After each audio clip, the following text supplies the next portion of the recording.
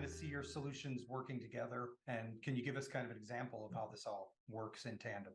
Sure. If we're looking at a lead form, because that's a big space, and we're talking about lead data, right? Basically, what Tim offers is making sure there's intake forms. And most companies do some type of lead generation anyway. I'm not in the lead generation space as far as I'm not generating leads and then selling them, but I generate leads for my business so I can get to my sales team to work. So if somebody comes to that form and is fraudulent, so it's a bot, malware, human fraud form, they're going to fill out the form. Regardless of what they put in, it's wrong data. We don't want that information. That person didn't fill out. So let's say somebody comes to my form and fills it out and puts James Hansen's information into it. I don't want to be calling James because he doesn't want us calling him. So I need to know that in advance. So that's step one, right at the beginning of the funnel. Do we have a genuine visitor on the site, and should we trust what they're about to do? If yes, step two, once they fill out the form, is all the information correct?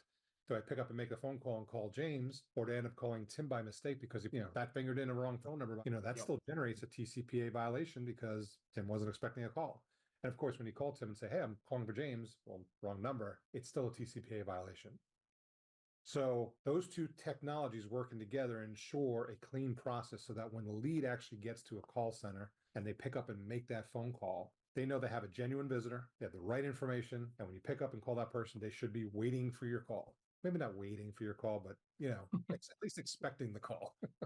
That's the hope for everyone in lead gen, is that they're waiting for the call. So. Yeah.